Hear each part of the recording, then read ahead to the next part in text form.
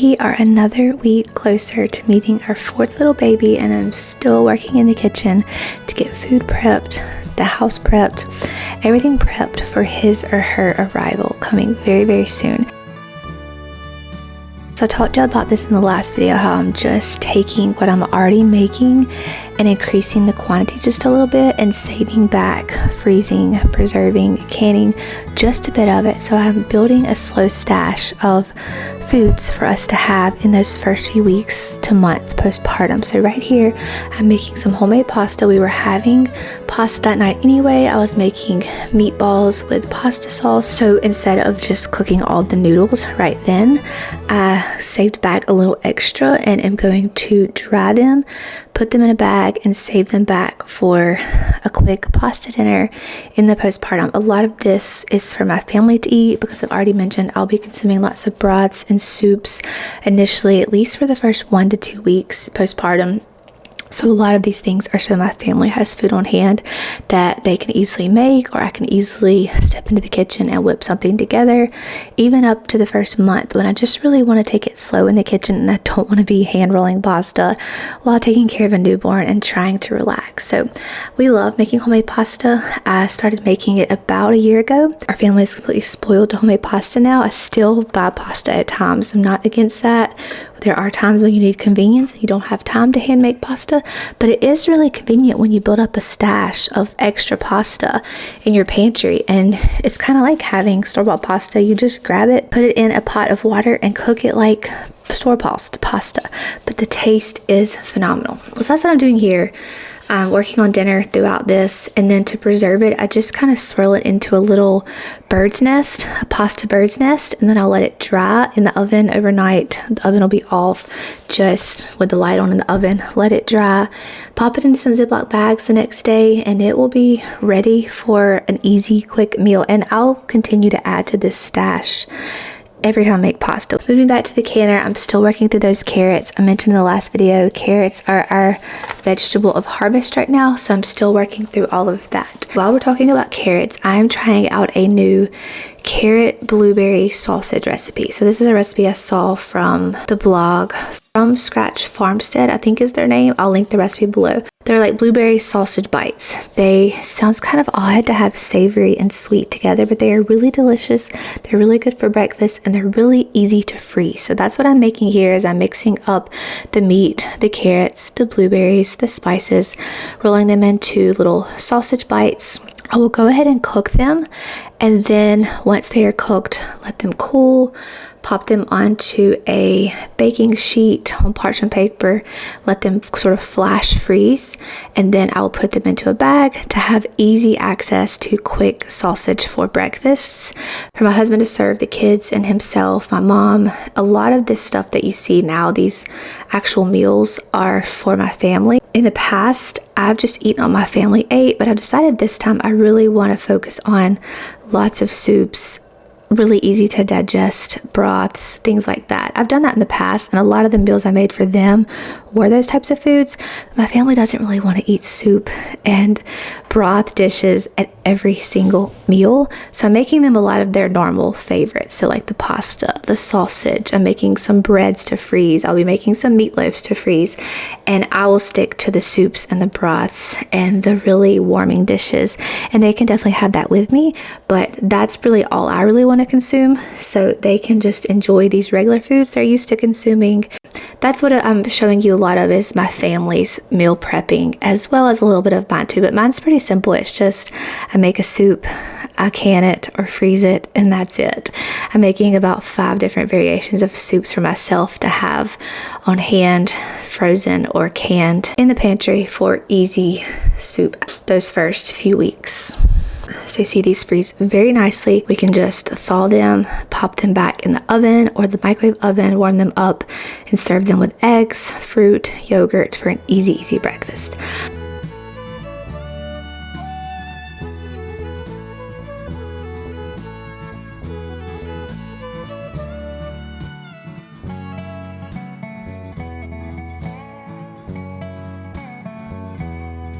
Now we're going to talk about some tea, more specifically NORA tea, which y'all already heard me talk about on this channel, so that's what we're going to jump to next.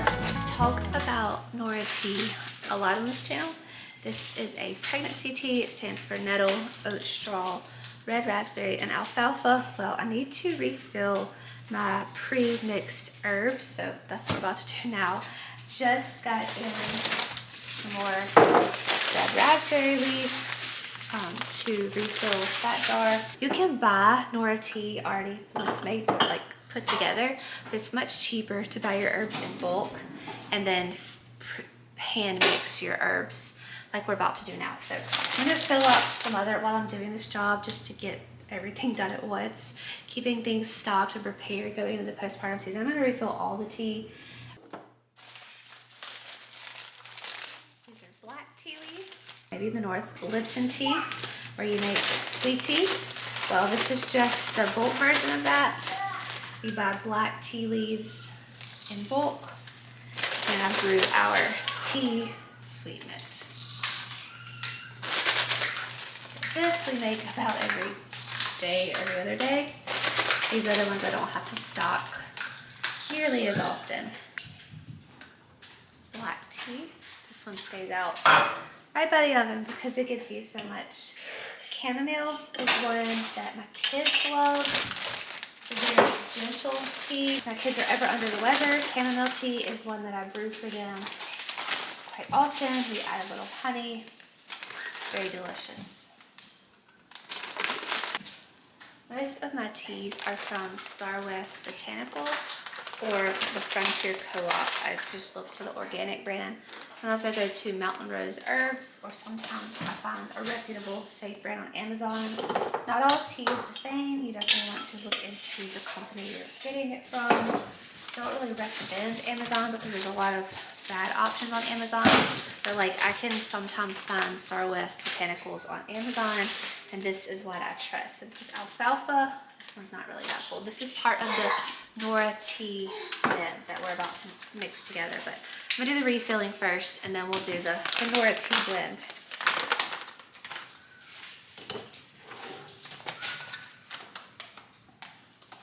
Smells like our cow because we've been milking our cow and we give her some alfalfa hay.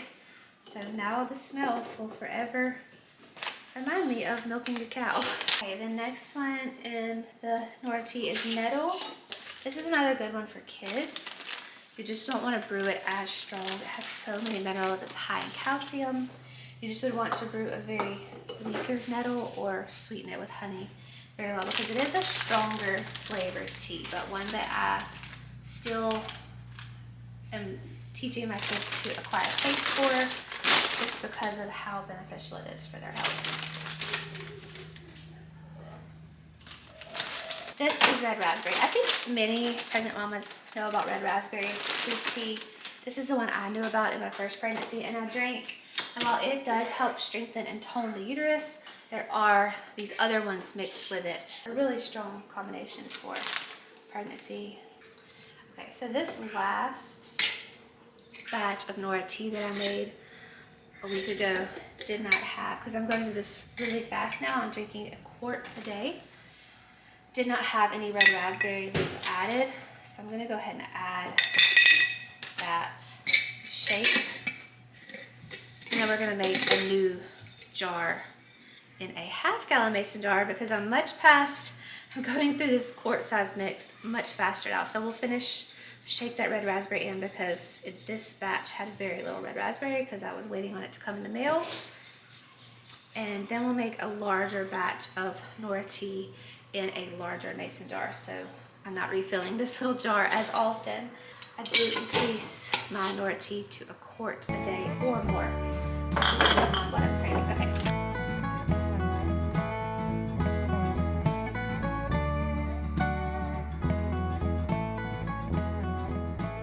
Okay, so NORA tea is 2 parts red raspberry and nettle, and 1 part oat straw and alfalfa. So I will do 1 cup each of these, and then a 1/2 cup of each of these. Shake the jar and repeat the process until the jar is full.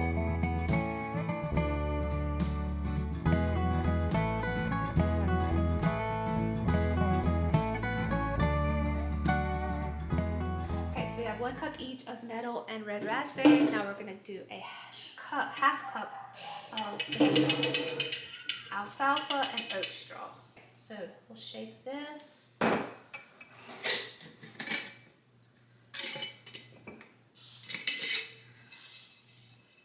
Then I'll repeat that ratio process till the jar is full. And to make the tea, I will show you all that in a minute, but I'm gonna just scoop out 2 to 4 tablespoons to another mason jar, fill it with water, and then that will infuse in the refrigerator overnight. This will just sit on my shelves as I need to make tea every couple of days.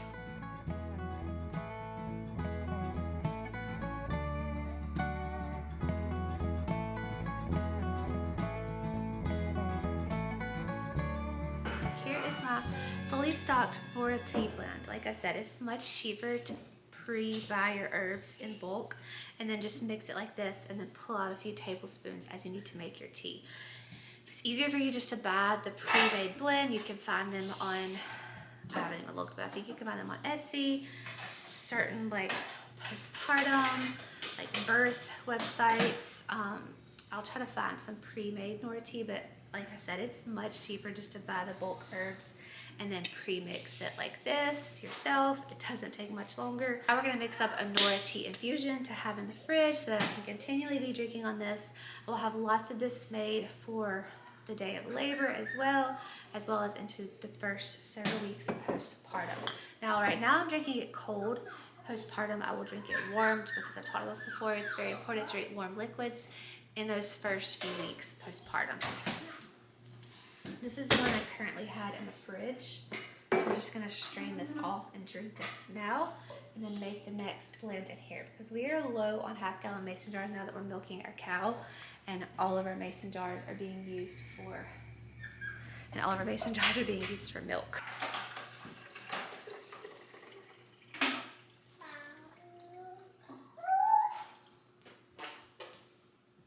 And I will dump these extra herbs into our compost bucket to give to our chickens.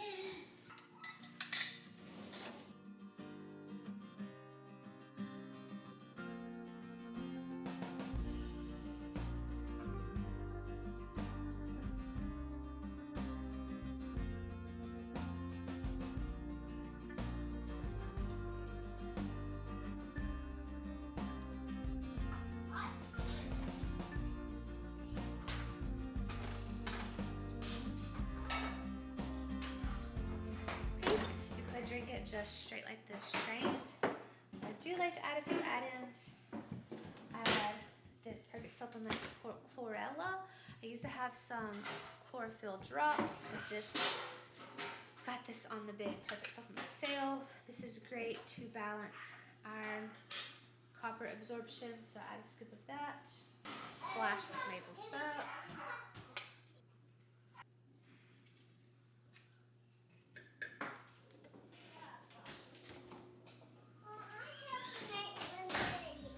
Making lemonade right now, man.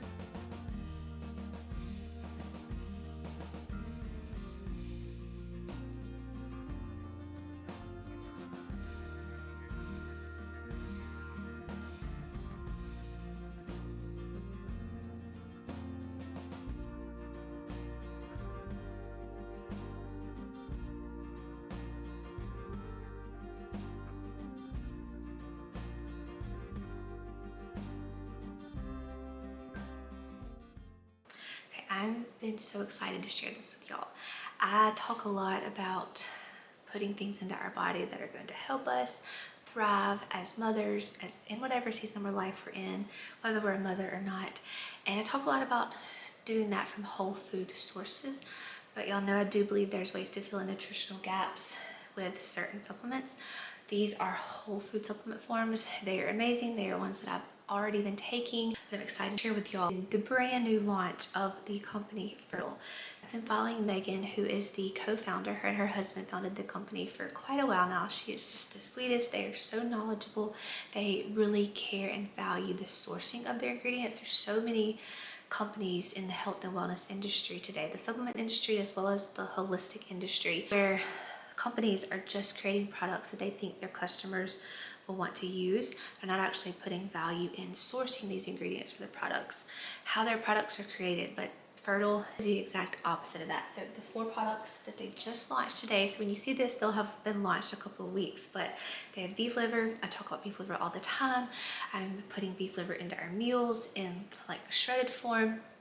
I consume raw beef liver, but I'm really excited to have the capsule form for in postpartum season. It's just a whole lot more convenient to pop a few capsules of beef liver, and I can tell when I don't take beef liver. This one is just vital. I started taking it a little before I got pregnant with my 3rd child, and it has made a world of a difference in these last 2 pregnancies. Next one is the Oyster. This is a zinc-based supplement. They talk a lot. You can go check out their website. It is golden for this information and just learning more about the products and the company and their values. But they talk a lot about how Oyster products claim to be high in zinc, the ones on the market, but they've done a lot of studying and research on some of those products, and many of them are so low in zinc, it's almost negligible to even be taking that product. This one is not.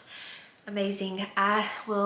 Don't have the availability to eat oysters locally. We don't live in a coastal area, so when we can get to a coastal area, I love having oysters regularly, but that's not very often for us, so I often consume them in the smoked form. But it's just, I'm not a fan of smoked oysters. This is a much easier, better, palatable way to consume oyster. Vitamin C, this is a whole food vitamin C supplement. There are so many supplements, vitamin C supplements, that are just ascorbic acid. So all of these products are freeze-dried, by the way, if you don't know the difference in freeze-dried and desiccated. I have taken desiccated liver, I still take it at times, but I do prefer to take it freeze-dried when I can, because freeze-drying, there's no heating involved, no nutrients are lost in the process. So all of these products are freeze-dried. That's also what I love about the company. Back to the Arceola, vitamin C is vital for detoxing PUFAs, immunity, fertility, so many things. And lastly, Shilajit. Y'all know I love Shilajit. I've talked about Shilajit many times on this channel. This is another one I started taking prior to conception with my 3rd daughter. Have seen so many benefits through pregnancy, through nursing, through postpartum, with making sure I'm taking Shilajit daily. Now this is not a capsule Shilajit form, so I'll tell you a funny story. This is a liquid Shilajit form. It's not really liquid. You have to dip it out with a spoon and then put it into a warm drink. So that's why I made my Yoki cinnamon roll latte here for y'all this afternoon. I've shared this recipe before. Anyways, this morning when I was opening up the supplements, looking through them, trying them out, my daughter was helping me. She loves taking supplements out of the jar and handing them to me to take. She doesn't quite take capsules yet, but she will take Shilajit, the little Shilajit capsules. Well, this is not a capsule. So she asked to take some, and I could not for the life of me remember how I had seen people take this liquid Shilajit form that wasn't already in the capsules before. So I just took a spoon and dipped it out, put it in my mouth. The taste of Shilajit is not appetizing, you guys. You don't really want to taste the Shilajit. You just want to consume it and reap the benefits. So I put it in my mouth and I was like, wow, I cannot give this to my 3-year-old daughter. I will totally turn her off of taking Shilajit forever. So I just told her, not today, darling. Well, I'm going to figure out a better way to consume this, and you can have some later, because she's used to just taking the little capsules. I've taught her and my son how to take one little capsule and chase it with some water or juice. So anyways, this morning I took the Shilajit just by spoon. Don't recommend that. I do recommend putting it into a hot coffee or a hot tea. You don't even taste it. The benefits of Shilajit are numerous. This is one I also started taking prior to conception with my 3rd daughter. So this just made a world of a difference through my last pregnancy as well as this pregnancy. This isn't really a postpartum prep, but these are some essentials I will be having during the postpartum season, just to make sure my body is staying nourished and recovering all those minerals that are lost in pregnancy and birth, and just keeping all areas covered. Our bodies are meant to thrive. We've been told that we need to constantly fix our bodies with certain things, but taking supplements, foundational supplements like this, just really give our body a baseline to thrive upon, and you will find your health just drastically starts to improve. And all of these are whole food based supplements. I am never one to just push supplements onto people. I truly only share things I use and love and that I personally use to fill in gaps in our diet or to make things a little more convenient for certain seasons of life, like in the postpartum. So check out Be Fertile. The company is founded by a husband and a wife. They are just the most genuine, knowledgeable, and they value so much the ingredients and the products that they have created for y'all. So check them out. I will leave my link down below. You can use the code Ammie to save. And this is not the last that y'all will be seeing of these supplements. I already know these are going to become staples. These are things I already take. Now I just have another convenient option to take them. All for spending these several days with me in postpartum prep. In our next video, we're going to be talking about cloth diapering. I've talked about cloth diapering before on this channel, but I'm going to talk about how I'm stripping the diapers, preparing the diapers, a few new diapers we are trying out for this baby. So that will be coming up next. More postpartum prep as we keep getting ready for this arrival of our sweet fourth baby. My husband told me yesterday that it has finally hit him that we're having another baby. It always takes him a while for it to register that we're having a new baby, but he said it's finally hit him, so that must mean they're coming soon.